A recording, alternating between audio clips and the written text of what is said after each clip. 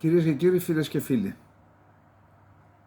τελικά αυτή είναι η μοίρα του ανθρώπου, αν και δεν είμαι μοιρολάτρης, πώς αλλιώς να το πω. Μια γελάμε, δυο κλαίμε. Γελάσαμε λίγο χθες έτσι από, αν θέλετε, από ευχαρίστηση, από ευαρέσκεια, άνθρωποι είμαστε. Και τελικά την ώρα που γελούσαμε έπεσε ο πύραυλος στο νοσοκομείο στη Γάζα με 471 νεκρούς, οι περισσότεροι παιδιά, τα περισσότερα παιδιά, και 300 τόσους τραυματίες σε νοσοκομείο το 2023. Δηλαδή, τι λόγια να βρούμε και τι να πούμε τώρα. Πρόκειται για ένα νοσοκομείο που έχει ιστορία 100 ετών, από όσα διαβάζω, ένα νοσοκομείο που περιέθαλπτε, χριστιανικό νοσοκομείο, περιέθαλπτε χριστιανούς και μουσουλμάνους, περισσότερο μουσουλμάνοι είναι εκεί, είχε και εκκλησία μέσα και τέμενος, και από ό,τι διαβάζω δεν είχαν οι λιγοστοί χριστιανοί που κατοικούν στη Γάζα, υπάρχει και μια εκκλησία νομίζω του 4ου αιώνα, παμπάλια εκκλησία, δεν είχαν πρόβλημα, παρότι η Χαμάς και οι άλλοι είναι μουσουλμάνοι, δεν είχαν πρόβλημα συμβίωσης. Έπεσε ο πύραυλος και από τη εκείνη τη στιγμή και μετά άρχισε ο πόλεμος της παραπληροφόρησης. Ο ένας να τα ρίχνει στον άλλον. Καταρχάς να πούμε ότι είχαν προηγηθεί προειδοποιήσεις και τελεσίγραφα από πλευράς του Ισραήλ, αδειάστε τα νοσοκομεία, φύγετε. Γιατί διατείνονται οι Ισραηλοί ότι κάτω από τα νοσοκομεία ότι είναι βάσεις είτε της Χαμάς είτε της Ισλαμικής Τζιχάντ, οπότε φύγετε. Αυτό δεν το άδειασαν γιατί λέει, δεν μπορούσαμε, πού τους πάμε, λέει, έχουμε ανθρώπους που είναι στα χειρουργεία, είναι άλλος. Όχι μόνο δεν το άδειασαν, αλλά επειδή δεν εκενώθηκε, πήγαν και κάποιοι άνθρωποι να νιώθουν ασφαλείς μέσα στο νοσοκομείο. Πού να ξέραν οι άνθρωποι. Τώρα, από εκεί και μετά άρχισε η παραπληροφόρηση. Ή τέλος πάντων, για να μην προδικάζω, άρχισε η κάθε πλευρά να λέει τα δικά της. Το Ισραήλ άρχισε να στέλνει διάφορες εκδοχές και διαφορετικές κάθε φορά. Τη μία παρουσίασε κάτι από το Al Jazeera, το οποίο όμως ήταν μία ώρα πριν μία εικόνα, η οποία όμως η εικόνα αποδείχθηκε ότι ήταν μία ώρα πριν τον βομβαρδισμό. Παρουσίαζε κάποια βίντεο από ένα πάρκινγκ που δεν λέει τίποτα, λέει δεν έχει κρατήρα, ενώ υπάρχουν, ότι λέει εδώ δεν πρέπει να έχει και πολλούς νεκρούς, τώρα βλέπω τους σχολιαστές εδώ. Επίσης ένα βίντεο που δείχνει ότι εκτοξεύονται από κάπου από την περιοχή κάποιες ρουκέτες και μία ρουκέτα έπεσε, λέει, πρώτα της Χαμάς, μετά το άλλαξα, λέει, ήταν της Ισλαμικής Τζιχάντ. Παρουσίασαν κάποιες τηλεφωνικές υποκλοπές που λένε, εντάξει, αυτά βάζει δύο ανθρώπους να μιλάνε και λες να. Εν πάση περιπτώσει, αυτή ήταν η πλευρά του Ισραήλ. Η Ισλαμική Τζιχάντ, θα δούμε παρακάτω τι λέει, δεν υπάρχει τέτοιο ζήτημα. Η γωνία πρόσκρουσης του πυράβλου δείχνει ότι είναι από την πλευρά του Ισραήλ. Κατά την άποψή μου θα πρέπει να γίνει μια ανεξάρτητη επιτροπή, να πάει να ερευνήσει και να επιρρύψει τις ευθύνες εκεί που ανήκουν. Πού να ξέρεις τώρα τι γίνεται εκεί. Το θλιβερό είναι ότι άνθρωποι και με ευθύνες κυβερνητικές, δημοσιογράφοι, διακινούσαν την άποψη της μιας πλευράς αποκλειστικά, θέλοντας να μας πείσουν ότι η μια πλευρά έχει το δίκιο και η άλλη έχει το άδικο. Αυτό, ξέρετε, πέραν του ότι είναι απαράδεκτο, τώρα δεν ξέρω τι πιστεύει ο καθένας και δεν πιστεύει, είναι και αμαρτία. Δηλαδή, να παίρνουμε στο λαιμό μας τις ζωές τόσων ανθρώπων.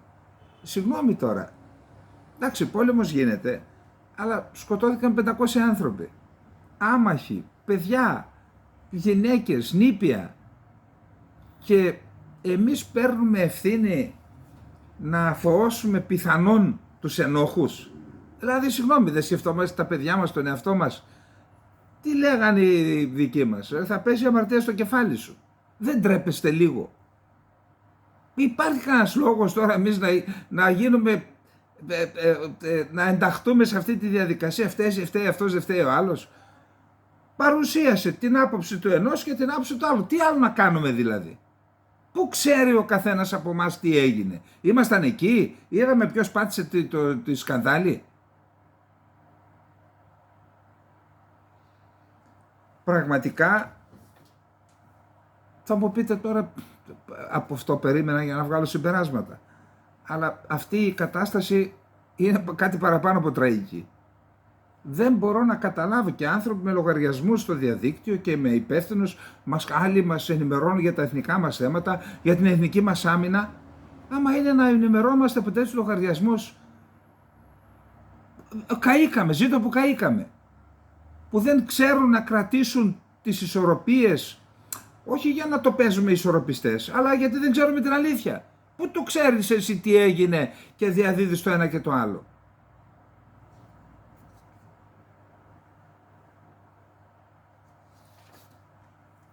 Λοιπόν, αυτά για το νοσοκομείο. Στο τέλος θα πω την άποψή μου για το ποιος κερδίζει και τι επιπτώσεις έχει αυτό, αλλά αυτό θα το πω στο τρίτο μέρος. Τώρα ας πούμε λίγο τα επιχειρησιακά. Διάβασα πριν από λίγο σε τουρκική εφημερίδα ότι το Ισραήλ δήλωσε ότι δεν θα εμποδίσει την διέλευση ανθρωπιστικής βοήθειας από το πέρασμα της Ράφας από την Αίγυπτο στην Γάζα. Εκεί να πούμε ότι υπάρχει ένα πέρασμα το οποίο δεν έχει δυνατότητα διοικητικού ελέγχου το κράτος του Ισραήλ. Είναι η Γάζα που έχει μια αυτοδιοίκηση με την Αίγυπτο, συνοριακή, κανονική. Τώρα και εγώ δεν μπορώ να καταλάβω πώς η Αίγυπτος δέχεται διαβατήρια που προέρχονται από τη Γάζα. Ποιος φραγίζει, αφού η Γάζα δεν είναι κράτος?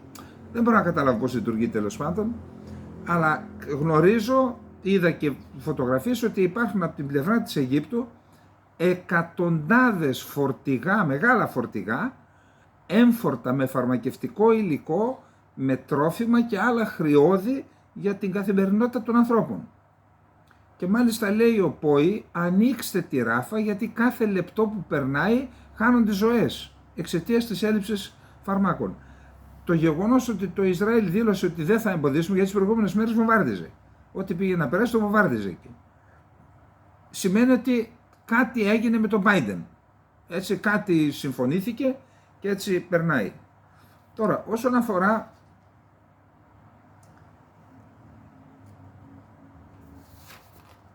τα επιχειρησιακά, οι δυνάμεις άμυνας του Ισραήλ ανακοίνωσαν ότι σκότωσαν ακόμα 2 διοικητές δυνάμεων της Χαμάς στη Γάζα, μεταξύ δεκάδων άλλων στόχων που χτυπήθηκαν χθες στη λωρίδα της Γάζας, κυρίως με αεροπορικούς βομβαρδισμούς. Σύμφωνα με τις Ισραηλινές Ενόπλες Δυνάμεις, ο Μουχαμάντ Αουνταλάχ, επικεφαλής της συστοιχίας κατευθυνωμένων αντιαρματικών πυράβλων της ταξιαρχίας της πόλης της Γάζας της Χαμάς, και ο Ακράμ Χιτζάζη, διοικητής των ναυτικών δυνάμεων της Χαμάς, στοχοποιήθηκαν από τις πληροφορίες της ασφάλειας ΣΥΜΠΕΤ και της Διεύθυνσης Στρατιωτικών Πληροφοριών. Εντοπίστηκαν δηλαδή και εκεί πήγαν οι βόμβες και τους τέλειωσαν. Τώρα,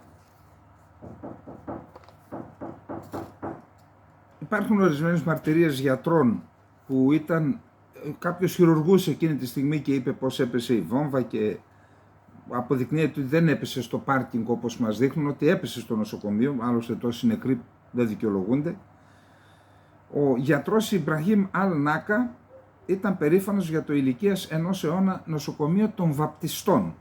Σε μια περιοχή σύγκρουσης αυτό ήταν ανοιχτό για πιστούς όλων των θρησκειών και λειτουργούσε για τους ασθενείς και εκκλησία και τζάμι. Χθες άνθρωποι που αναζητούσαν καταφύγιο για να γλιτώσουν από τη σφοδρότερη σύγκρουση ανάμεσα στον Ισραηλινό στρατό και το Παλαιστινιακό Ισλαμικό κίνημα Χαμάς, εδώ και δεκαετίες, βρήκαν εκεί το θάνατο. Το μέρος αυτό συνιστούσε ένα ασφαλές καταφύγιο για γυναίκες και παιδιά, για αυτούς που γλίτωσαν από τους Ισραηλινούς βομβαρδισμούς μέσα σε αυτό το νοσοκομείο, για αυτούς που έβλεπαν αυτό το μέρος ως ασφαλές καταφύγιο, δήλωσε ο γιατρός Ιμπραήμ Αλ Νάκα. Χωρίς προειδοποίηση, το νοσοκομείο αυτό βρέθηκε στο στόχαστρο. Δεν ξέρουμε πώς λεγόταν το βλήμα, αλλά είδαμε τα αποτελέσματά του όταν έβαλε στόχο παιδιά και τα έκανε κομμάτια. Ο Βρετανοπαλαιστίνιος γιατρός Γάσαν Αμπούσιταχ, εδώ δεν λέμε τι λέει η Χαμάς και τι λέει το Ισραήλ, εδώ λέμε μάρτυρες γιατρούς, έτσι. Δήλωσε ότι άκουσε τον ήχο πυράβλου λίγο πριν από τεράστια έκρηξη και τότε το ταβάνι της αίθουσας χειρουργείων κατέρευσε πάνω του και πάνω σε άλλους γιατρούς. Στον περίβολο μπορούσε να δει παντού πτώματα και μέλη ανθρωπίνων σωμάτων. Παρήχε νοσήλεια σε έναν άνδρα που είχε χάσει τα πόδια του. Σύμφωνα με τον Αμπούσιταχ, το ιατρικό σύστημα της Γάζας έχει καταρρεύσει και οι γιατροί αγωνίζονται να εξασφαλίσουν ακόμα και τους βασικούς πόρους. Έχουμε εξαντληθεί, ο αριθμός των ασθενών αυξάνεται συνεχώς. Τώρα, η Χαμάς κατηγορεί τη ΣΥΠΑ ότι επειδή συντάσσεται με το Ισραήλ είναι συνένοχη για αυτό το έγκλημα. Οι Ισραηλινές αμυντικές δυνάμεις αναφέρουν ότι ορισμένες από τις στρατιωτικές τους θέσεις στα σύνορα με το Λίβανο δέχθηκαν πυροσβολισμούς χθες. Ο Ισραηλινός στρατός απάντησε με πυρά. Σιρήνες ήχησαν στις μεθοριακές πόλεις Σδερότ και Μπερσεβά, καθώς τα μέλη της Χαμάς προχώρησαν σε εκτοξεύσεις ροκετών εναντίον των δύο πόλεων. Δεν υπάρχουν τραυματισμοί. Το Ισραήλ αναφέρει ότι από τότε που ξεκίνησε η επίθεση από τις 7 Οκτωβρίου, από τις χιλιάδες ροκέτες που έχουν εκτοξευτεί, οι 450 ροκέτες έπεσαν στο έδαφος της Γάζας και μία από αυτές, από τη λέει η Ισραηλινή πλευρά, έπεσε και στο νοσοκομείο. Επίσης λέει ότι σε μια σειρά αναρτήσεων η Ισραηλινή αεροπορία, η Ισραηλινή πολεμική αεροπορία λέει ότι η Χαμάς χρησιμοποιεί συνεχώς αμάχους στη λωρίδα της Γάζας ως ανθρώπινες ασπίδες. Οι Ισραηλινές ένοπλες δυνάμεις αναφέρουν ότι οι εκτοξεύσεις ρουκετών πραγματοποιούνται δίπλα σε κτίρια που περιέχουν αμάχους πληθυσμούς όπως νοσοκομεία, σχολεία, το ΙΕ, τζαμιά, εστιατόρια, διπλωματικά κτίρια και ξενοδοχεία. Τώρα συγγνώμη, αυτό γιατί το αναφέρουν, για να πάει το νου του ανθρώπου ότι το βομβάρδισαν. Το Ιράν κάνει μια σημαντική δήλωση. Ο επικεφαλής διπλωματίας του Ιράν, ο Αμπντουλαχιάν, λέει ότι όλες οι πετρελαιοπαραγωγές χώρες του Ισλαμικού και του Αραβικού κόσμου να κάνουν εμπάργο πετρελαίου, να μην πουλάνε πετρέλαιο στο Ισραήλ. Εντάξει, θα παίρνουν το Αζερβαϊτζάν. Θα παίρνει από άλλες χώρες χριστιανικές, που είναι το πρόβλημα. Λέει, αναμένουμε από τις Ισλαμικές χώρες που διατηρούν διπλωματικές σχέσεις με το σιωνιστικό καθεστώς να διακόψουν αμέσως τις σχέσεις τους αυτές και να εκδιώξουν τον Ισραηλινό πρεσβευτή από τη χώρα τους, είπε ο Αμπντουλαχιάν σε δήλωσή του, η οποία προβήθηκε από την κρατική τηλεόραση του Ιράν. Δεύτερον, η εξαγωγή πετρελαίου στη χώρα του Ισραήλ και κάθε project που υπάρχει μεταξύ οποιοδήποτε μουσουλμανικού κράτους και του Ισραήλ πρέπει να ακυρωθεί και να σταματήσει αμέσως. Τώρα, έχουμε τα στοιχεία που παρουσιάζει το Ισραήλ εδώ. Λέει το Ισραήλ ότι αν είχαμε χτυπήσει εμείς με αεροπορικό πλήγμα θα είχε ανοίξει κρατήρας. Εδώ λέει δεν υπάρχει κρατήρας, που σημαίνει ότι είναι από ρουκέτα της Ισλαμικής Τζιχάντ, μάλιστα λένε, όχι της Χαμάς. Στην αρχή είπαν Χαμάς, μετά είπαν της Ισλαμικής Τζιχάντ. Και αναφέρουν και πάλι αυτό το επιχείρημα ότι έχουμε μέχρι στιγμής 450 ρουκέτες δεν έφτασαν στο στόχο τους, στο Ισραήλ δηλαδή, και έπεσαν μέσα στη Γάζα.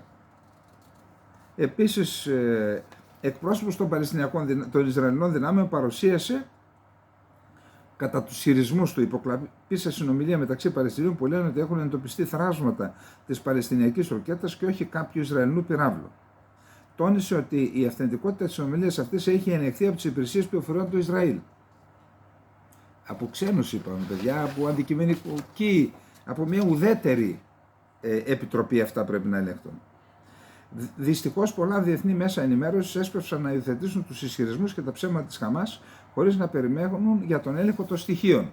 Τα πάμε, έπρεπε το Ισραήλ να πει ακριβώς επειδή τη ζημιά την υφίσταται, οι νεκροί έχουν την πρώτη ζημιά, αλλά την πολιτική ζημιά την υφίσταται το Ισραήλ και η ΗΠΑ. Θα πρέπει να πούν 24 ώρες σταματάνε όλα, έλα εδώ, ποιος θέλει, Ελβετία, Νορβηγία και μια μουσουλμανική χώρα και ξέρω εγώ, δηλαδή 5 χώρες, πάτε και ελέγξτε τι έγινε εκεί ακριβώς. Σε 24 ώρες, 48 ώρες φέρτε μας ένα πόρισμα, άμα φταίμε κάντε μας, δικάστε μας επειδή παραβιάσαμε. Αν φταίνε αυτοί, βουλώστε το και μιλάτε.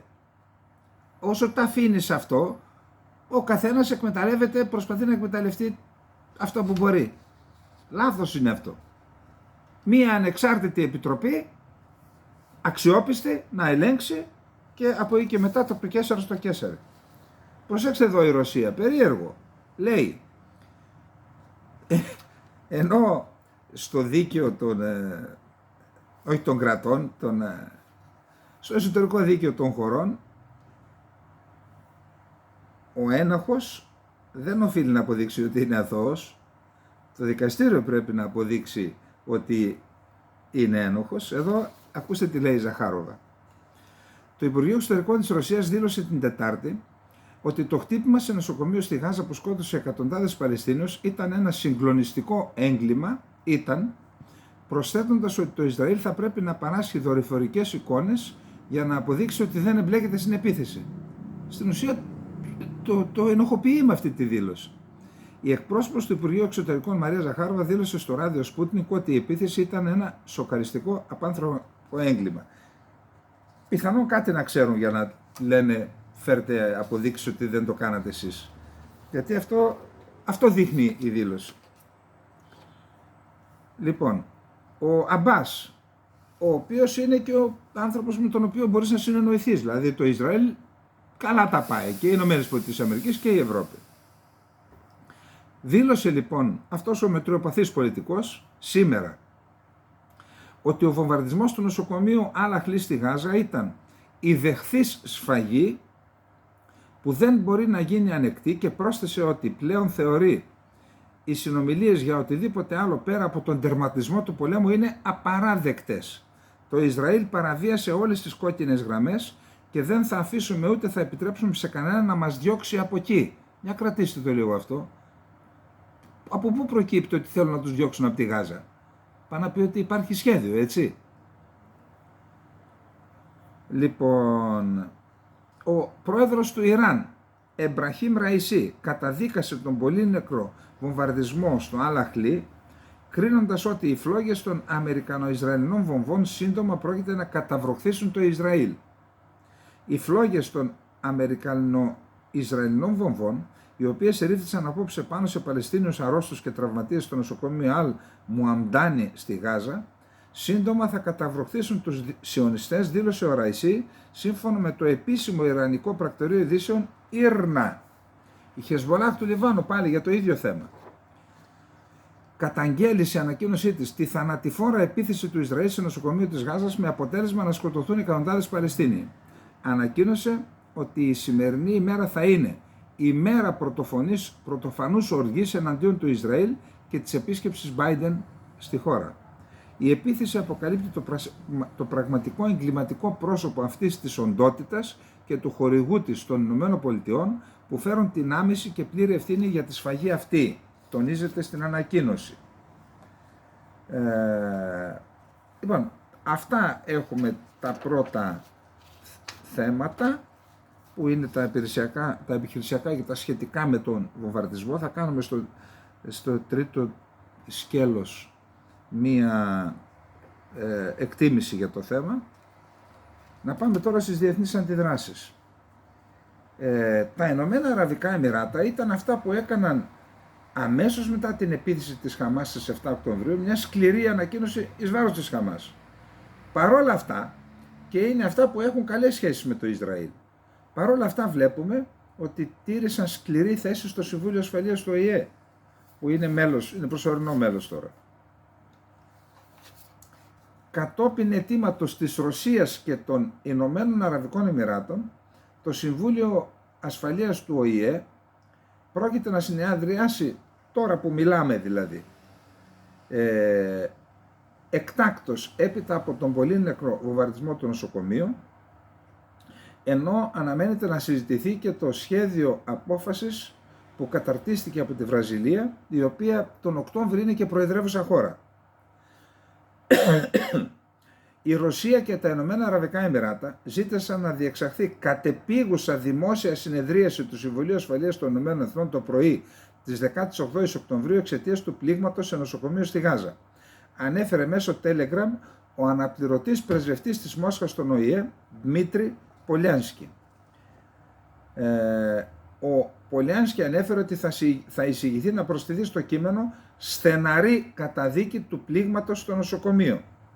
Υποβάλαμε τροπολογία που αφορά την καταδίκη των πληγμάτων στη Γάζα, την καταδίκη του πλήγματος στο νοσοκομείο Αλ-Αχλή Αλ-Αραμπί, ανέφερε ο Πολιάνσκι. Θεωρώ ότι αυτή η κίνηση της Ρωσίας και των Εμιράτων γίνεται επειδή η Ρωσία ξέρει ποιος ευθύνεται. Γιατί ξέρουμε τι στάση τηρεί η Ρωσία, μια στάση αντιαμερικανική. Κατά πάσα πιθανότητα λοιπόν η Ρωσία πιθανόν να έχει στοιχεία ότι ευθύνεται το Ισραήλ, άρα να κατηγορήσει και τις ΗΠΑ. Πάντως το σχέδιο ψηφίσματος της Ρωσίας που απορρίφθηκε, Γαλλία, Αγγλία και η Αμερική δεν το ψήφισαν, δεν ανέφερε ρητά την καταδίκη της Χαμάς. Το σχέδιο ψηφίσματος της Βραζιλίας το αναφέρει και πιθανόν αυτό να περάσει. Η Ιορδανία ήταν η χώρα, σήμερα έπρεπε να επισκεφθεί μετά το Τελαβίβ, το Αμάν, ο Αμερικανός πρόεδρος ο κύριος Μπάιντεν, και εκεί θα γινόταν μια τετραμερής, η οποία έχει τη σημασία της, δηλαδή ΗΠΑ, Αίγυπτος, Ιορδανία και Παλαιστινιακή Αρχή, κορυφής. Και είναι οι χώρες οι άμεσα εμπλεκόμενες, το Ισραήλ δεν θα ήταν, γιατί εκεί λοιπόν βγήκε η Ιορδανία, η οποία όπως ακριβώς τώρα θέλουν να διώξουν από τη Γάζα 2,5 εκατομμύρια να πάνε στο Σινά, έτσι ακριβώς έδιωξαν, τώρα δεν θυμάμαι τη χρονολογία, από το Ισραήλ 2 εκατομμύρια από την Παλαιστίνη κατοίκους, τους πήγαν προσωρινά στην Ιορδανία και από τότε είναι εκεί. Και τις περιουσίες τους και τα εδάφη τους τα πήρε το Ισραήλ, εκεί στη δυτική όχθη. Λέει λοιπόν η Ιορδανία, μια χώρα η οποία έχει καλές σχέσεις με το Ισραήλ, καλές σχέσεις με τη Δύση, δυτικότροπη χώρα, ήσυχη χώρα. Η Μέση Ανατολή βρίσκεται πια στο χείλος μιας αβύσσου. Προειδοποίησε ο βασιλιάς της Ιορδανίας Αμπτουλάχ ο δεύτερος, καθώς αυξάνονται οι φόβοι ότι ο πόλεμος μεταξύ του Ισραήλ και της Χαμάς θα μπορούσε να παρασύρει και άλλα έθνη και ένοπλες ομάδες της περιοχής. Ολόκληρη η περιοχή βρίσκεται στα πρόθυρα του να πέσει στην άβυσσο. Ο νέος κύκλος του θανάτου και της καταστροφής μας σωθεί προς αυτήν, τόνισε με αγωνία ο βασιλιάς της Ιορδανίας. Η απειλή που εξαπλώνεται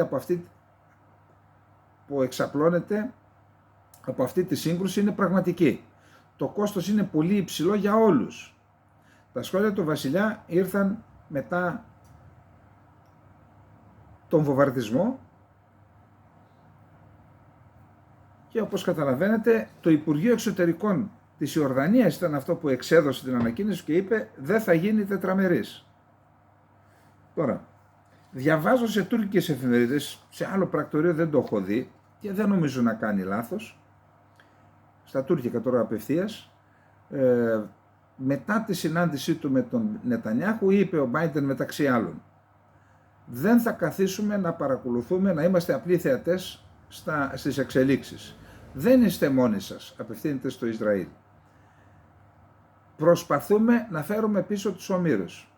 Ως πρόεδρος των ΗΠΑ δεν έχω μεγαλύτερη προτεραιότητα από το να φέρω πίσω τους ομήρους. Προσέξτε τα λόγια. Το κράτος του Ισραήλ γεννήθηκε ως ένας τόπος ασφάλειας για τους Εβραίους. Το Ισραήλ πρέπει να γίνει και πάλι ένας ασφαλής τόπος για τους Εβραίους. Δίνουμε το λόγο μας, θα κάνουμε ό,τι περνάει το χέρι μας γι' αυτό.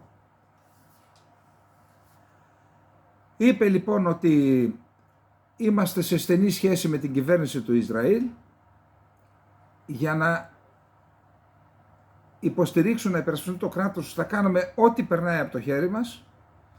Θα ζητήσω ένα στρατιωτικό πακέτο βοήθειας από το Κογκρέσο που δεν έχει προηγούμενο για το Ισραήλ, όμως θα εξασφαλίσουμε και βοήθεια για τη Γάζα και τη Δυτική Όχθη ύψους 100 δισεκατομμυρίων δολαρίων. Αυτές οι βοήθειες δεν θα πάνε στη Χαμάς, θα πάνε στους Παλαιστινίους. Εντάξει, έχει μια σχετική ισορροπία γιατί δίνει και 100 δις στους Παλαιστινίους, έτσι. Οι δημοκράτες, οι δημοκρατικοί στις ΗΠΑ έχουν μια πιο θετική στάση στο Παλαιστινιακό από τους Ρεπουμπλικάνους. Η Χαμάς έχει διαπράξει σατανικές φρικαλαιότητες που κάνουν το Ισλαμικό κράτος να φαίνεται σχεδόν εχέφρον, είπε ο Μπάιντεν απευθυνόμενος στον Νετανιάχου. Και αυτός απάντησε ότι ο πόλεμος κατά της τρομοκρατικής οργάνωσης είναι διαφορετικός γιατί η Χαμάς είναι ένας διαφορετικός εχθρός. Είπε ο Μπάιντεν ότι πρέπει να έχουμε κατά νου ότι η Χαμάς δεν εκπροσωπεί τον Παλαιστινιακό λαό και είπε ότι φαίνεται ότι ο βομβαρδισμός στο νοσοκομείο έγινε από την άλλη πλευρά, αλλά χρειάζεται έρευνα. Δηλαδή και εδώ βάρεσε μια στο καρφί και μια στο πέταλο. Το θέμα είναι ότι λυπήθηκαν βαθιά και εξοργίστηκα από την έκρηξη του νοσοκομείου στη Γάζα χθες και με βάση αυτά που είδα φαίνεται σαν να έγινε από την άλλη ομάδα, όχι από εσάς. Φαίνεται σαν να έγινε από την άλλη ομάδα. Είπε όμως ότι συμμετείχε στο Υπουργικό Συμβούλιο και είπε το Υπουργικό Συμβούλιο είναι ενωμένο, θα συνεχίσουμε να σας υποστηρίζουμε όπως το παρελθόν, όπως το παρόν για πάντα. Υπενθύμησε ότι αυτό που είχαν πει οι ιδρυτές του Ισραήλ, ότι το έθνος θα βασίζεται στην ελευθερία, τη δικαιοσύνη και την ειρήνη, το υπενθύμησε αυτό και είπε ότι οι ΗΠΑ στέκονται δίπλα σας για την υπεράσπιση αυτής της ελευθερίας, για την επιδίωξη αυτής της δικαιοσύνης και για την υποστήριξη αυτής της ειρήνης. Ο Νετανιάχου ανταπαντώντας κατηγόρησε την Χαμάς. Είπαμε για την αναβολή της Συνόδου Κορυφής που είναι ένα πλήγμα, ήταν ένας από τους στόχους του βομβαρδισμού εάν ο βομβαρδισμός έγινε σκόπιμα, έτσι. Λοιπόν, και κάτι άλλο, έδωσε πάλι τα καρφιά του για τον Νετανιάχου. Ο Μπάιντεν δήλωσε σήμερα ότι έθεσε δύσκολες ερωτήσεις στον Πρωθυπουργό του Ισραήλ Μπεντζαμίν Νετανιάχου στη συνάντηση που είχαν νωρίτερα σήμερα στο Τελ-Αβίβ, όπου συζητήθηκαν επίσης οι ανάγκες σε ανθρωπιστικό επίπεδο, η βοήθεια στον τομέα της ασφάλειας και οι πληροφορίες που υπάρχουν μέχρι τώρα για τους αγνοούμενους Αμερικανούς πολίτες. Έθεσα δύσκολες ερωτήσεις ως φίλος του Ισραήλ. Θα συνεχίσουμε να αποθαρρύνουμε τους παράγοντες που θέλουν να διαβρύνουν αυτή τη σύγκρουση. Εννοεί και στο Ισραήλ, όχι μόνο στους άλλους. Αυτά τα ανέφερε στο X, στο παλιό Twitter.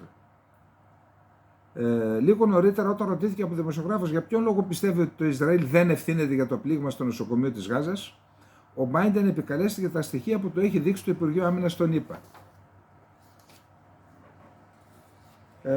Έχει ένα σημαντικό άρθρο το Stratfor, θα το διαβάσετε, έχουμε μια περίληψη στο Ινφογνώμων και λέει ότι η σύγκρουση μεταξύ της Χαμάς και του Ισραήλ είναι πόλεμος μεταξύ της Ιερουσαλήμ και της Ευρωατλαντικής Συμμαχίας από τη μια πλευρά με τον Ισλαμικό, δηλαδή μας έβαλε και το ΝΑΤΟ να πολεμάμε τους μουσουλμάνους. Γιατί? Τι κόλπα είναι αυτά? Και λέει ότι βλέπει ορισμένους κινδύνους σύγκρουσης μεταξύ δυνάμεων που διαθέτουν πυρηνικά όπλα. Αναμφίβολα, η Παλαιστίνη θα έχει την αμέριστη πολιτική συμπεράσταση του Ιράν, της Συρίας, της Σαουδικής Αραβίας, του Κατάρ, του Ομάν, του Κουβέιτ και του Ιράκ. Από την άλλη πλευρά θα υπάρχει συστράτευση Ισραήλ, ΗΠΑ, Μεγάλης Βρετανίας, Γαλλίας, Ιταλίας, Ισπανίας, Ολλανδίας και Γερμανίας. Η Τουρκία θα στηρίξει τις θέσεις των Παλαιστινίων, η Ρωσία και η Κίνα θα κρατήσουν αυστηρή ουδετερότητα. Τέλος πάντων, από τις σημαντικότερες αποκαλύψεις μας το είπε ο Αμπάς, είναι αυτά που είπε ο Σίσι σήμερα και πριν συναντηθεί με τον Σόλτς και όταν συναντήθηκε με τον Σόλτς. Υπόψη είναι ότι ο Σόλτς έφυγε από το Τελ-Αβίβ χθες στο αεροδρόμιο, όταν πήγε έπεσαν ρουκέτες, είδατε έπεσαν μπρούμητα, τον πήγαν να τον έκρυψαν τον άνθρωπο. Σήμερα πήγε στο Κάιρο. Ο Σίσι είπε, υπάρχει ένα σχέδιο, λέει, μας πιέζουν να δεχτούμε τα 2,5 εκατομμύρια Παλαιστινίων της Γάζας, να τα δεχτούμε στην Χερσόνησο του Σινά. Αυτό για μας είναι ένα μεγάλο πρόβλημα. Καταρχάς δεν θέλουμε να μείνει χωρίς πληθυσμό η Γάζα. Είναι μια προδοσία στον Παλαιστινιακό λαό. Καταστρέφεται το Παλαιστινιακό, λέει, θα δείτε παρακάτω.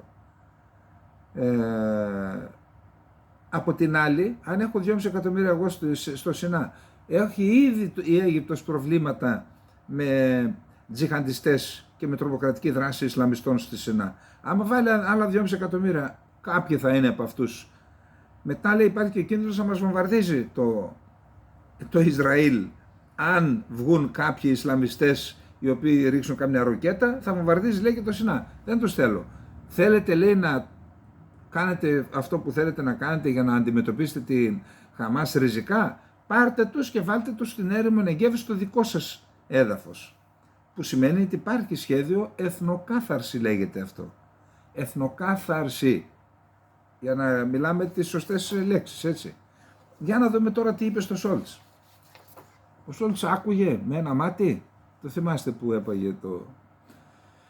Δεν μπορεί να επιβληθεί η αναγκαστική μετακίνηση των Παλαιστινίων, δήλωσε την Τετάρτη, ναι, ο πρόεδρος της Αιγύπτου Αμπτέλ Φατάχ Αλ-Σίσι, προειδοποιώντας για μαζική έξοδο των Παλαιστινίων από τη λωρίδα της Γάζας προς την Αίγυπτο, κάτι για σχεδιαζόμενη, έτσι, κάτι το οποίο θεωρεί πρώτο στάδιο πριν από παρόμοια μετακίνηση των Παλαιστινίων από τη Δυτική Όχθη προς την Ιορδανία και το τέλος της Παλαιστινιακής υπόθεσης. Άμα φύγουν και από τη Γάζα, λέει, τελειώσαμε, δεν υπάρχει Παλαιστινιακό θέμα. Οι Παλαιστίνοι θα μπορούσαν να μεταφορθούν στην έρημο Νεγκέβ στο Ισραήλ έως ότου αντιμετωπιστούν οι μαχητές. Αναφέρει το Αθηναϊκό Πρακτορείο, επικαλούμενο το Reuters και το Γαλλικό Πρακτορείο. Υποδεχόμενος τον Σόλτς, λοιπόν, στο Κάιρο, ο Σίση εκφώνησε τον πιο σκληρό λόγο ίσως από τότε που ανέβηκε στην εξουσία. Λέει, η εξώθηση των Παλαιστινίων να εγκαταλείψουν τη γη τους είναι ένας τρόπος να τελειώνουμε με την Παλαιστινιακή υπόθεση σε βάρος των γειτονικών χωρών. Η ιδέα να αναγκαστούν οι κάτοικοι της Γάζας να μετακινηθούν προς την Αίγυπτο θα οδηγήσει σε παρόμοια μετακίνηση των Παλαιστινίων από τη Δυτική Όχθη, κατεχόμενο έδαφος από το Ισραήλ, και αυτό θα καταστήσει αδύνατη την ίδρυση ενός κράτους της Παλαιστίνης. Σου λέει κατεχόμενο η Δυτική Όχθη, κατεχόμενη και η Γάζα, άμα φύγουν, τότε λέει πού θα κάνουμε Παλαιστινιακό κράτος. Και αν ζητήσω από τον Αιγυπτιακό λαό να βγει στους δρόμους, προσέξτε εδώ, απειλή κιόλας. Θα είναι εκατομμύρια που θα υποστηρίξουν τη θέση της Αιγύπτου, προειδοποίησε, επικαλούμενος επίσης την αραβική κοινή γνώμη και την μουσουλμανική κοινή γνώμη, που αντιμετωπίζουν με ευαισθησία την Παλαιστινιακή υπόθεση, η οποία είναι η μεγαλύτερη των υποθέσεων για τον μουσουλμανικό και αραβικό κόσμο. Την ώρα που ο κόσμος απευθύνει εκκλήσεις για το άνοιγμα της συνοριακής διάβασης της Ράφα ανάμεσα στην Αίγυπτο και στη Γάζα, ο Σίση επανέλαβε τη χώρα του, δεν κλείσαμε εμείς, λέει, τον τερματικό σταθμό στη Ράφα, αλλά η ανθρωπιστική βοήθεια δεν εισέρχεται στο Παλαιστινιακό έδαφος λόγω των Ισραηλινών βομβαρδισμών. Ο Σόλτς είπε ότι μαζί με την Αίγυπτο θέλουμε να εργαστούμε για να αμβλύνουμε τις τρομερές συνέπειες του πολέμου, σημειώνοντας ότι με τον Αιγύπτιο πρόεδρο συζήτησαν επίσης την ανθρωπιστική κατάσταση στη Γάζα. Λοιπόν, αυτά και τα διεθνή. Για να πάμε τώρα στην εκτίμησή μας. Ακούστε. Δεν γνωρίζουμε ποιος έριξε τη βόμβα, τελεία παύλα. Δεν το γνωρίζουμε. Εάν δεν υπάρχει ανεξάρτητη επιτροπή έρευνας που θα ερευνήσει το θέμα, ανεξάρτητη, είναι λάθος να λέμε το έκανε αυτός ή το έκανε εκείνος. Όμως μπορούμε να δούμε ποια είναι τα αποτελέσματα του βομβαρδισμού. Πρώτο αποτέλεσμα. Στην ουσία ακυρώθηκε η επίσκεψη του Αμερικανού Προέδρου. Διότι η επίσκεψη είχε ένα σχέδιο ο Biden. Να πάει στην τετραμερή, όμηρη, ανθρωπιστική βοήθεια και να μην εισβάλλει το Ισραήλ στην Γάζα για να μην επεκταθεί ο πόλεμος και να δρομολογηθεί η λύση που θα οδηγήσει στην ίδρυση Παλαιστινιακού κράτους. Αυτό το πράγμα τεινάχθηκε στον αέρα.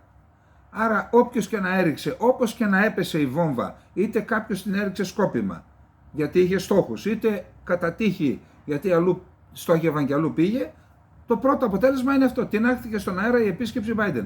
Επισκιάστηκε η επίσκεψη Biden. Πάμε τώρα. Ποιοι ωφελούνται? Το ξαναλέμε, δεν λέω ότι το έκανε κανείς σκόπιμα, έτσι, όποιος και να το έκανε για όποιο λόγο. Είχαμε πει, και αυτό επιβεβαιώθηκε και από Αμερικανούς διανοητές, ότι όλη αυτή η επιχείρηση, δηλαδή η εισβολή της Χαμάς στο νότιο Λίβανο, τα οποία οι Παλαιστίνοι θεωρούν ότι είναι κατεχόμενα εδάφη, για να ξέρω εγώ, είχαν τους εξής στόχους. Να προκαλέσουν, και μάλιστα αν είναι αλήθεια αυτά που διαβάζουμε, βρήκανε έγγραφα πάνω σε σκοτωμένους στελέχη της Χαμάς, απόρριτα έγγραφα που λέγανε σκοτώστε όσους περισσότερους μπορείτε. Γιατί να το κάνουν αυτό? Να το κάνουν για να προκαλέσουν το Ισραήλ να εισβάλλει στη Γάζα. Αυτό λοιπόν, αν εισέβαλε στην Γάζα με 2,5 εκατομμύρια κόσμο, ή ακόμα και αν τους εκτόπιζε, θα προκαλούσε τεράστιες αντιδράσεις στον μουσουλμανικό κόσμο, και έτσι, όπως είπαμε, θα γκρεμιζόταν, θα κατέρεε το σχέδιο, το στρατηγικό σχέδιο των ΗΠΑ και του Ισραήλ για να αποκατασταθούν οι σχέσεις του Ισραήλ με τον μουσουλμανικό και με τον αραβικό κόσμο, ιδιαίτερα σε αυτήν την περιοχή, Αραβική Χερσόνησο, Ερυθρά θάλασσα, Περσικό κόλπο και Ανατολική Μεσόγειο, να υπάρχει ένα σύστημα ελέγχου και άσκησης επιρροής από τις ΗΠΑ και από το Ισραήλ, που θα εξυπηρετούσε τα στρατηγικά του συμφέροντα. Άρα τους χτυπάω, λέμε, το σχεδιασμό, τον πιθανό σχεδιασμό της Χαμάς και του Ιράν. Τους χτυπάω σκληρά και βάναυσα στο Ισραήλ, τους υποχρεώνω να εισβάλλουν για να καταρρεύσει το σχέδιό τους και να αναδειχθεί και το παλαιστινιακό πρόβλημα. Να ξανασχολείται η ανθρωπότητα με το παλαιστινιακό πρόβλημα. Το πρώτο, εισβολή και το παλαιστινιακό πρόβλημα, όντως αναδείχθηκε με την εισβολή τη δική τους, της Χαμάς. Ενώ ετοιμάζονται για την εισβολή λοιπόν, που είναι το δεύτερο σκέλος για να συσπηρωθεί ο μουσουλμανικός κόσμος, με αυτόν τον βομβαρδισμό πετυχαίνουν το στόχο που είχαν θέσει με την εισβολή. Δηλαδή, απίστευτη κινητοποίηση σε όλο τον κόσμο, στην Τουρκία, στο Πακιστάν, στο Ιράν, στην Αίγυπτο, στην Τινησία, στο Ιράκ, θα δείτε παρακάτω. Σε όλο τον μουσουλμανικό κόσμο βλέπουμε κινητικότητα και διαδηλώσεις με αφορμή αυτό. Αυτά λοιπόν για την Παλαιστινιακή ή για την μία πλευρά, την πλευρά της Χαμάς και όσων κρύβονται πίσω τους, ότι εξυπηρετούνται κάποιοι σχεδιασμοί τους.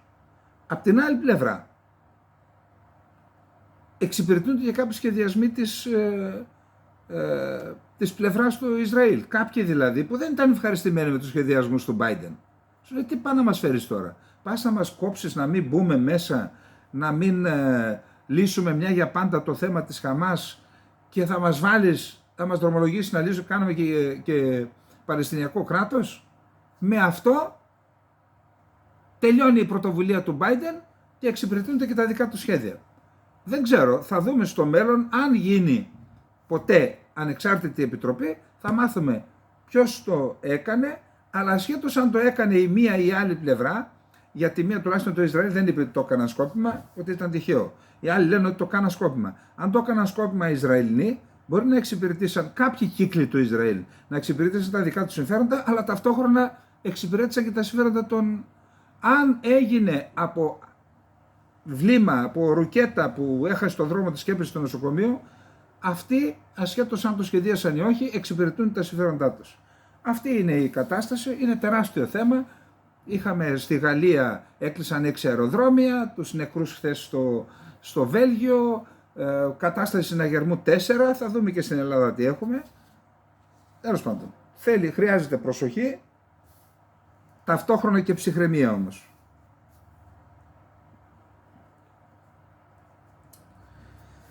Λοιπόν, στις ΗΠΑ υπάρχει μια αεροπορική βάση Al-Assad στο Ιράκ των ΗΠΑ που έχουν εκεί και αεροσκάφη και μη επανδρομένα αεροσκάφη. Εκεί λοιπόν εξουδετερώσαν 2 μη επανδρομένα αεροσκάφη, τα οποία κατά πάσα πιθανότητα τα εκτόξευσαν. Οι Ιρανικές πολιτοφύλακες, οι φιλοϊρανικές ομάδες του Ιράκ, για να κτυπήσουν τη βάση. Εκτοξεύτηκε, άρα είναι μια επίθεση, μια απόπειρα επίθεση εναντίον των ΗΠΑ. Επίσης, επειδή μπήκαμε ήδη στις ΗΠΑ, υπάρχει ένα άρθρο στο Forbes, το οποίο βάζει στο κάδρο και στοχοποιεί τον Τραμπ. Υπόψη μίλησα με ένα φίλο Έλληνο-Αμερικάνο, ο οποίος είναι του κλίματος και του πνεύματος Τραμπ, δηλαδή έχει σχέσεις και με το... Και το ρώτησα τι θα γίνει, θα βγει ο Τραμπ πρόεδρος, λέει, όχι, δεν το βλέπω. Μα πώς, λέω, εσύ είσαι μαζί του? Δεν το βλέπω, λέει, αν δεν τον βάλουν φυλακή ως τότε θα βγει. Αλλά λέει, δεν το βλέπω, λέει, μάλλον έρχεται. Λοιπόν, αυτό τώρα είναι χθες. Και οι επαφές αυτές δεν είναι απόρριτες, έτσι, δεν μιλάμε για θέματα τα οποία πολιτικά μιλάμε, για να μην κάψω τον άνθρωπο δηλαδή. Έρχεται λοιπόν το Forbes τώρα και λέει, νέος πονοκέφαλος για τον Τραμπ, εξαπάτησε την Deutsche Bank, το υποκατάστημα στις ΗΠΑ, δήλωνε την αξία των ακινήτων και των περιουσιακών των στοιχείων μεγαλύτερη από ό,τι είναι, για να εξασφαλίσει ευνοϊκότερο δανεισμό. Και τώρα βγάζουν, τώρα είχε τόσα τετραγωνικά, δεν ήταν τόσα, ήταν τόσα, κάτι πράγματα τώρα, τι να σας πω, κατηνίστηκα, αλλά εν πάση περιπτώσει, τον βάζουν, τον κρεμούν στα μανταλάκια τον Τραμπ, που σημαίνει, εγώ δεν είμαστε, είπαμε, ούτε με τον Τραμπ ούτε με τον αντι-Τραμπ, αλλά είναι περίεργο τώρα να ασχολούνται πόσα τετραγωνικά μέτρα είχε ο Τραμπ Tower και πόσα τώρα στις ΗΠΑ. Έρχεται αυτό και διασταυρώνεται με αυτό που μου είπε ο φίλος. Αν δεν τον βάλουν φυλακή, οπότε για κρατήστε το κι αυτό, να δούμε πού θα πάει η κατάσταση. Λοιπόν, πάμε να δούμε το επόμενο θέμα μας είναι η Ουκρανία. Ακούστε, το γεγονός ότι χθες, δεν είχα δει, χθες είχα δει ότι έπεσε μόνο στο στρατιωτικό αεροδρόμιο του Μπερντιάνσκ η ΑΤΑΚ MS, οι πύραυλοι μακρουβελληνικούς που έδωσαν οι Ηνωμένες Πολιτείες Αμερικής στην Ουκρανία. Χτύπησαν και ένα άλλο αεροδρόμιο στρατιωτικό. Τι σημαίνει αυτό? Αυτό σημαίνει ότι τώρα που οι Ηνωμένες Πολιτείες Αμερικής υποχρεώνονται να υποστηρίξουν και ένα δεύτερο μέτωπο, και επειδή αυτό εκ των πραγμάτων και εξ αντικειμένου οδηγεί στην αποδυνάμωση της υποστήριξης που παρέχουν στην Ουκρανία, για να μην αρχίσει και υποχωρεί η Ουκρανία, τις έδωσαν την άδεια, τους είχαν δώσει, λέει, κρυφά τους ατακεμές, τις έδωσαν την άδεια να πλήξουν στόχους της Ρωσίας με ατακεμές. Και επειδή οι HIMARS και άλλα όπλα κάνουν πλοήγηση, δηλαδή οδηγούνται στο στόχο μέσω GPS, επειδή η Ρωσία βρήκε τρόπο με ηλεκτρονικά αντίμετρα και εξουδετερώνει το GPS και δεν ξέρουν πού να πάνε τα βλήματα, τώρα, λέει, έδωσαν αυτούς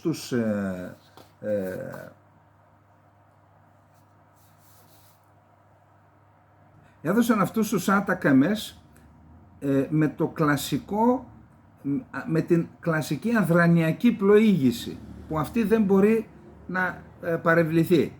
Και έτσι βρήκαν το στόχο τους, προκάλεσαν αρκετή ζημιά. Άρα, ποιος είναι ο στόχος τώρα? Ο στόχος είναι με αυτά τα οπλικά συστήματα, με τους άτακαμες που μπορούν, διότι οι HIMARS είχαν 50 χιλιόμετρα, αυτοί έχουν 150-180. Τώρα μπορούν από εκεί που βρίσκονται οι ουκρανικές δυνάμεις να προσβάλλουν τους οδικούς και σιδηροδρομικούς άξονες, αεροδρόμια και λιμάνια που ενώνουν την Νότια Ρωσία με την Κριμαία διαξηράς. Αυτό είναι τεράστιο ζήτημα. Δηλαδή μπορούν να δημιουργήσουν σοβαρά προβλήματα και σε ζητήματα οικονομίας και μεταφοράς αγαθών, αλλά και σε ζητήματα διοικητικής μέρημνας των ενόπλων δυνάμεων της Ρωσίας που είναι στις αμυντικές γραμμές. Είναι ένα μεγάλο ζήτημα, να το προσέξουμε, να δούμε πώς θα αντιδράσει η Ρωσία για αυτό το θέμα, πάντως είναι ένα σημαντικό ζήτημα.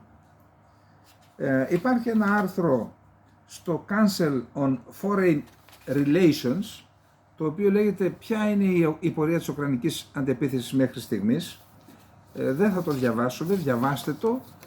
Έχει ορισμένα τέτοια στοιχεία που λέμε, ότι πώς πρέπει να βοηθήσει η Δύση την Ουκρανία για να μπορέσει τώρα μέχρι τέλος του έτους, λέει, δεν υπάρχει περίπτωση να ανακτήσει, μπορεί απλά, δεν μπορεί να βγει μέχρι τέλος του έτους στην Αζωφική θάλασσα, μπορεί όμως με τα νέα οπλικά συστήματα να αποκόψει με βολές και με πλήγματα την επικοινωνία. Και από εκεί και μετά μπορεί, λέει, να έρθουν και τα F-16 και με άλλα οπλικά συστήματα στην επόμενη αντεπίθεση, είτε να βγει στην Αζωφική θάλασσα είτε να απελευθερώσει την Κριμαία και τις άλλες περιοχές που ελέγχονται από το ρωσικό στρατό. Εντάξει, αυτά υπήρχαν και άλλα θέματα τώρα που άτακεμές το είπαμε. Πάμε στην Ρωσία.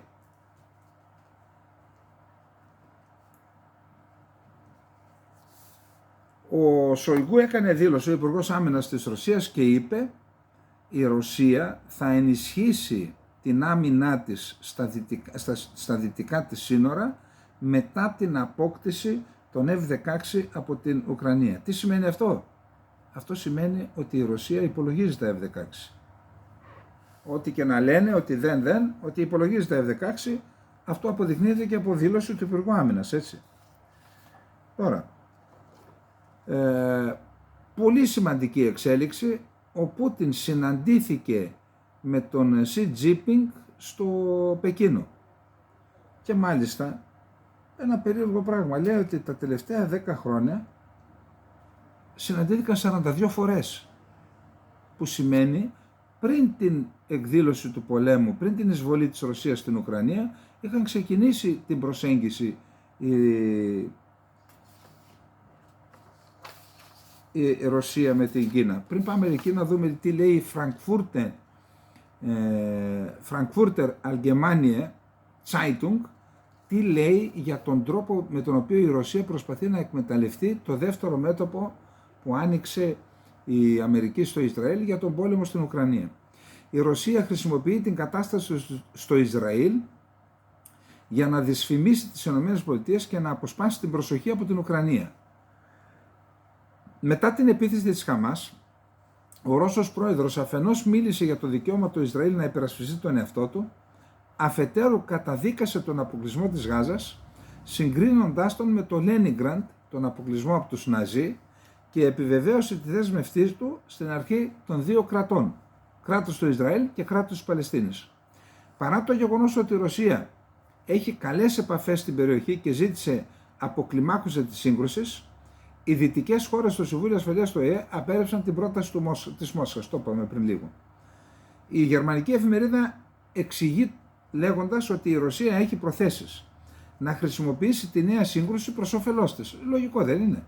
Η εφημερίδα επισημαίνει ότι ο Ρώσος πρόεδρος αποκαλεί την κατάσταση του Ισραήλ ένα εντυπωσιακό παράδειγμα αποτυχίας της πολιτικής των ΗΠΑ στη Μέση Ανατολή και κατηγορεί την Ουάσιγκτον ότι δεν λαμβάνει υπόψη τα θεμελιώδη συμφέροντα του Παλαιστινιακού λαού. Με τον τρόπο αυτό η Ρωσία θέλει να εισπράξει κέρδη από την αντιαμερικανική στάση των αραβικών και των μουσουλμανικών χωρών, παίρνοντας αυτή τη θέση. Επιπλέον, σύμφωνα με την ίδια εφημερίδα, το Κρεμλίνο χρησιμοποιεί τη σύγκρουση για να αποσπάσει την προσοχή από την Ουκρανία.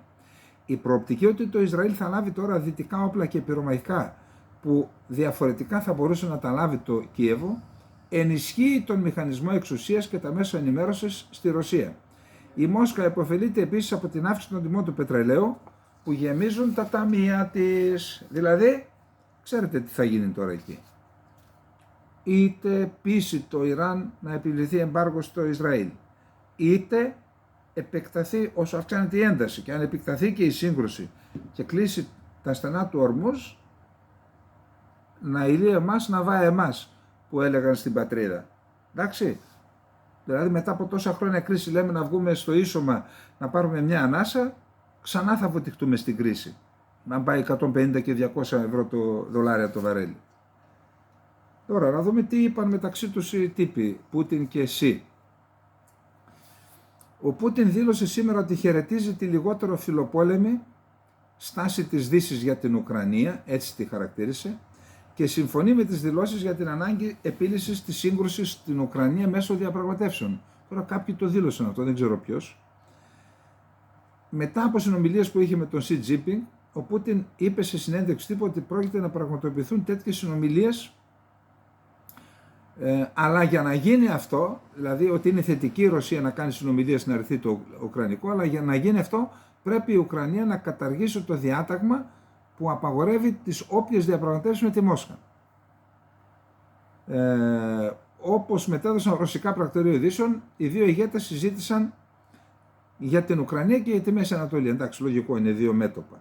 Ο Πούτιν δήλωσε ότι οι κοινές απειλές θα ενισχύσουν τη συνεργασία μεταξύ της Κίνας και της Ρωσίας. Η Ρωσία και η Κίνα σχεδιάζουν να υπογράψουν σχέδιο συντονισμού με ορίζοντα έως το 2030 σε συνάντηση που θα γίνει στο Μπισκέκ, δήλωσε ο Πούτιν σύμφωνα με τα πρακτορεία. Παράλληλα, είπε ότι οι αμερικανικές αποστολές πυράβλου μεγάλους βεληνικές ATACMS, πονάνε οι ATACMS να ξέρετε, στην Ουκρανία είναι λάθος που θα δημιουργήσει επιπλέον απειλές στις ρωσικές δυνάμεις, αλλά ότι δεν θα μεταβάλει σημαντικά την κατάσταση στο μέτωπο. Δεν ξέρω. Η Κίνα καταδίκασε στεναρά τα πυρά σε νοσοκομείο στη Γάζα. Είναι συγκλονισμένη η Κίνα από βαριές απώλειες που προκλήθηκαν από την επίθεση του νοσοκομείου στη Γάζα και την καταδικάζουν στεναρά, ανέφερε σε ανακοίνωσή του το Κινεζικό Υπουργείο Εξωτερικών, καλώντας σε άμεση κατάπαυση του πυρός. Όπως βλέπουμε, η Κίνα δεν πήρε θέση ποιος και τι, αλλά η κατάπαυση του πυρός είπαμε ότι εξυπηρετεί τους Παλαιστινίους, έτσι. Τώρα, υπόθηκαν σημαντικά πράγματα σε συνάντηση των δύο ανδρών. Καταρχάς είδα πριν από λίγο ότι συμφώνησαν να κάνουν έναν αγωγό Ρωσία, Μογγολία, Κίνα, αγωγό φυσικού αερίου, και συμφώνησε η Ρωσία, υπέγραψε μια συμφωνία για τα επόμενα 10 χρόνια, αν δεν κάνω λάθος, να προμηθεύει η Ρωσία με πολύ μεγάλες ποσότητες σιτηρών και σπόρων από τους οποίους εξάγεται λάδι, ηλιόσπορο μάλλον, στην Κίνα. Έχει ανάγκη η Κίνα από αυτό. Εν πάση περιπτώσει, για να δούμε τι άλλο υπόθηκε μεταξύ των δύο προέδρων. Μιλάμε τώρα για τα γεωπολιτικά. Ο Ρώσος πρόεδρος Βλαντιμίρ Πούτιν δήλωσε σήμερα Τετάρτη ότι η Μόσχα και το Πεκίνο μοιράζονται την επιθυμία για ισότιμη συνεργασία στον κόσμο. Από το βήμα της Συνόδου για τα 100 χρόνια της Κινεζικής Πρωτοβουλίας για τους νέους δρόμους του μεταξιού, ενώ άρχισε και η επευθεία συνάντησή του με τον ομόλογό του, τον Κινέζο, τον Xi Jinping. Η Ομοσπονδία της Ρωσίας και η Κίνα, όπως και η πλειονότητα των χωρών, μοιράζονται την επιθυμία για ισότιμη συνεργασία στον κόσμο. Εδώ ρίχνουν βέλη τώρα εναντίον της Αμερικής, που θέλει να είναι ηγεμονεύουσα χώρα. Ο Πούτιν εξήρε την επιτυχία του Πεκίνου στο τεράστιο και φιλόδοξο πρόγραμμά του, επισήμως γνωστό με την ονομασία «Μία ζώνη, ένας δρόμος», Belt and Road Initiative, με σκοπό να βελτιωθούν οι εμπορικοί δεσμοί ανάμεσα. Προσέξτε, αυτό είναι τεράστια σημασίας έργο που μπορεί να σχετίζεται και με αυτά που συμβαίνουν στη Γάζα, έτσι. Εποφελείται από αυτό η Κίνα, από αυτά που συμβαίνουν στη Γάζα. Με σκοπό αυτό το πρόγραμμα έχει να βελτιωθούν οι εμπορικοί δεσμοί ανάμεσα σε Ασία, Ευρώπη, Αφρική, και όχι μόνο τον κόσμο δηλαδή, με την κατασκευή λιμανιών, σιδηροδρόμων, αεροδρομίων, βιομηχανικών πάρκων και εγκαταστάσεων logistics κτλ. Με δεδομένες τις παγκόσμιες διαστάσεις της πρωτοβουλίας που ανέλαβε ο Κινέζος ηγέτης πριν από 10 χρόνια, δύσκολα θα ανέμενε κανείς πως θα έφερνε αποτέλεσμα. Είπε ο Πούτιν δηλαδή ότι ήταν τόσο φιλόδοξο που δεν περίμενα να έχει. Λέει όμως οι Κινέζοι φίλοι μας τα κατάφεραν. Είμαστε ευτυχείς που βλέπουμε αυτή την επιτυχία, διότι σημαίνει πολλά για πολλούς από εμάς. Υπόψη ότι είναι το πρώτο ταξίδι εκτός Ρωσίας και εκτός χωρών της πρώην Σοβιετικής Ένωσης μετά το 2022. Ο Σι από την πλευρά του είπε ότι εναντιώνεται σε κάθε μορφή οικονομικού εξαναγκασμού και σε κάθε αποσύνδεση, γιατί οικονομικό εξαναγκασμό εννοεί τις κυρώσεις που βάζουν η Αμερική και αποσύνδεση τις προσπάθειες που κάνουν οι ΗΠΑ και η Ευρώπη να αποσυνδεθούν, να μειώσουν την εξάρτηση από την Κίνα. Εναντιονόμαστε στις μονομερείς κυρώσεις, τον οικονομικό εξαναγκασμό και στη μείωση των οικονομικών δεσμών. Αυτά που είπα δηλαδή. Ο Κινέζος ηγέτης διαβεβαίωσε ότι οι νέοι δρόμοι του μεταξιού, ένα πελώριο πρόγραμμα κατασκευής ή βελτίωσης υποδομών που προώθησε το Πεκίνο πριν σε περίπου 100 χώρες, έδωσαν νέα ορμή στην παγκόσμια οικονομία. Το φιλόδοξο σχέδιο έχει σκοπό να ενισχυθεί η συνδεσιμότητα σε όρους πολιτικών υποδομών, εμπορίου, χρηματοοικονομικών συναλλαγών, καθώς και μεταξύ λαών και να αποκτήσει νέα ορμή η παγκόσμια οικονομία, είπε ο Κινέζος ηγέτης. Είναι ακράδαντη η πεποίθησή μας ότι μόνο η αμοιβαία επωφελή συνεργασία μπορεί να επιτρέψει να κάνεις πράγματα και να τα κάνεις καλά. Και το Πεκίνο είναι διατεθειμένο να βαθύνει τη συνεργασία με τους εταίρους του στους νέους δρόμους του μεταξιού και να εργαστεί για τον εξυγχρονισμό κάθε χώρα στον κόσμο. Υπόψη είναι ότι στη 10η Σύνοδο αυτής της πρωτοβουλίας συμμετέχουν είτε ηγέτες είτε εκπρόσωποι 130 χώρων, όλος ο κόσμος δηλαδή. Είναι μια επιτυχία της Κίνας αυτή. Είπαμε ότι συναντήθηκαν 42 φορές, όχι 44, και θέλουν να επιβάλλουν τη δική τους κατάσταση στον κόσμο. Πάμε. Τουρκία. Ο Φιντάν δήλωσε ότι είμαστε σε επαφή, όντως, παρότι η Τουρκία είναι μια χώρα που στηρίζει την τρομοκρατία, έτσι το ξέρουμε αυτό, και Αλ-Κάιντα και Αλ-Νούσρα και Ισλαμικό κράτος και τη Χαμάς, παρόλα αυτά οι δυτικές χώρες, και επειδή είναι η μοναδική μεγάλη μουσουλμανική χώρα στο ΝΑΤΟ με τη συγκεκριμένη γεωγραφία, τη θέλουν στο ΝΑΤΟ, και έτσι κάνουν ότι δεν βλέπουν τα παραστρατήματα και τις παραβιάσεις που κάνουν εναντίον των ανθρωπίνων δικαιωμάτων, εναντίον των Κούρδων, την κατοχή της Κύπρου, εναντίον των Αρμενίων, όλα αυτά πλυντήριο. 29 πόσες είναι οι νατοικές χώρες, 29 κατασκευητές πλυντηρίων συνιστούν ξεπλύντη την Τουρκία. Λοιπόν, ο Φιντάν λοιπόν είπε ότι πολλοί στην ουσία με κομπορημοσύνη το λέει, επειδή διαιτέρησε διοικητής στη ΜΙΤ και αυτός ήταν που έδινε το χρήμα, τα διαβατήρια και την προστασία στη Χαμάς, τώρα λέει έρχονται και μας παρακαλούν στην ουσία να παρεύουμε για τους ομήρους. Είχαμε χθες διαδηλώσεις στην Κωνσταντινούπολη, στην Άγκυρα, στο Ινζερλίκ. Στο Ινζερλίκ είδα αναρτήσεις, δεν είδα φωτογραφίες, όπου στο Ινζερλίκ φυλάσσονται και πυρηνικά των Αμερικανών. Και στη βάση Κιουρετζίκ. Κιουρετζίκ είναι ένα χωριό στη Μαλάτια, κουρδικό αλεβιτικό χωριό. Εκεί λοιπόν σε ένα βουνό έχουν στήσει ένα ραντάρ οι Αμερικανοί. Αντιλαμβάνεστε, θέλουν να παρακολουθούν την κίνηση στην Ρωσία. Και πήγαν εκεί κάμια 200 αυτοκίνητα με τα φώτα χθες το βράδυ να διαμαρτυρηθούν γύρω από τη βάση των Αμερικανών. Να κρατάτε ημερολόγιο οι Αμερικανοί, έτσι. Μην μου λέτε μετά ότι δεν θυμάστε αυτά που σας κάνουν. Εντάξει. Στην Τουρκία υπάρχει ένα κόμμα που λέγεται Hüdapar. Αυτό το Hüdapar, το οποίο κατέβηκε με το μέτωπο του Ερντογάν στις εκλογές και εξέλεξε 3 βουλευτές νομίζω. Αυτό το κόμμα είναι η πολιτική πτέρυγα μιας παρακρατικής οργάνωσης που ίδρυσε η Τουρκική Υπηρεσία Πληροφοριών και η Υπηρεσία Πληροφοριών της Στρατοχωροφυλακής, η γνωστή ΖΙΤΕΜ, την ίδρυσε αποκλειστικά σε κουρδικούς νομούς και είχε ως στόχο, πήρε ανθρώπους οι οποίοι ήταν είτε Ισλαμιστές είτε το έπαιζαν Ισλαμιστές, τους εκπαίδευσε, τους έδωσε όπλα, χρήματα και σκότωναν Κούρδους πατριώτες. Μιλάμε για εκατοντάδες δολοφονίες με απίστευτα βασανιστήρια. Αυτοί λοιπόν τώρα, επειδή οι πολιτικοί μπήκαν στη φυλακή αυτή, γιατί βρήκαν τα σπίτια που έκαναν τις δολοφονίες και τις βασανιστήρια, μπήκαν φυλακή, τους έβγαλε ο Ερντογάν έξω, ενώ είχαν φάει σόβια, τους έβγαλε έξω, κάποιοι πήγαν και στο εξωτερικό.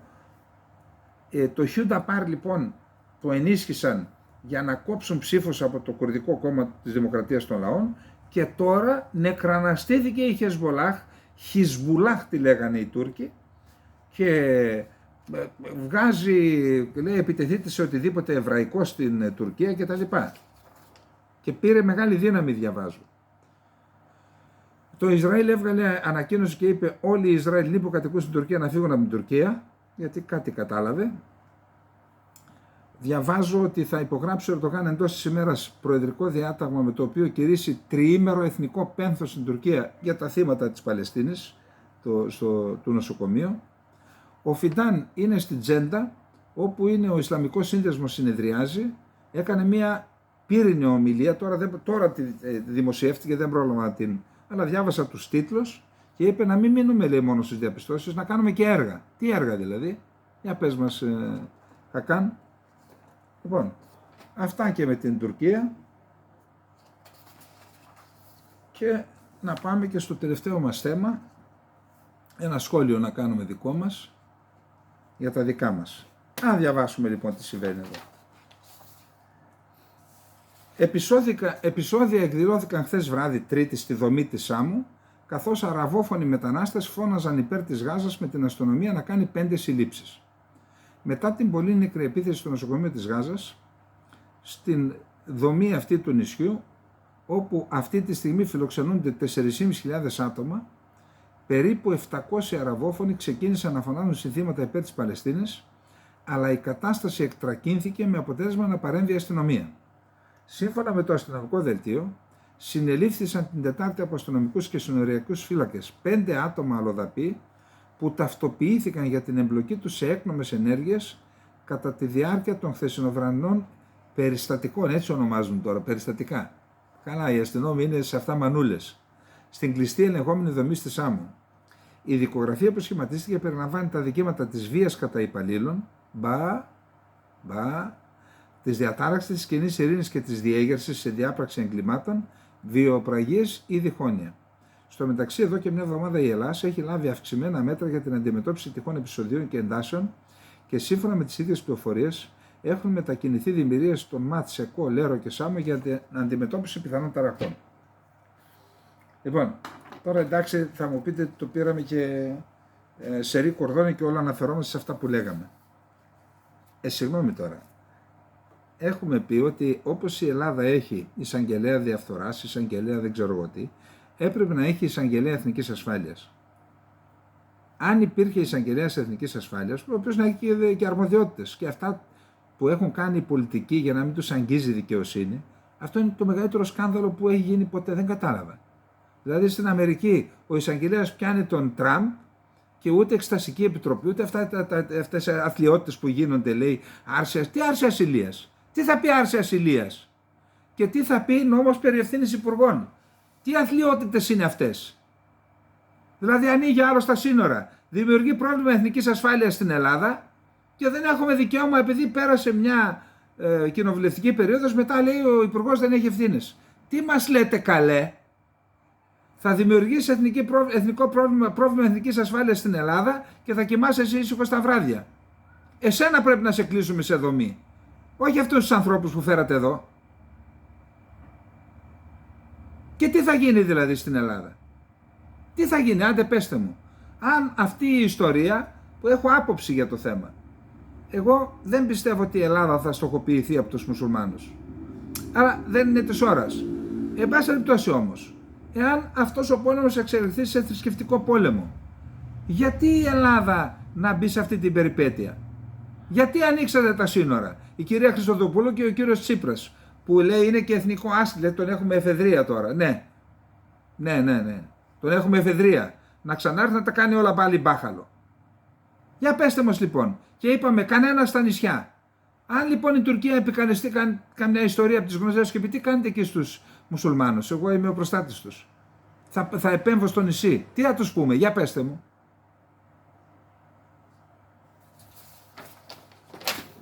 Λοιπόν, αυτά για απόψε. Ο Θεός να βάλει το χέρι του. Καληνύχτα.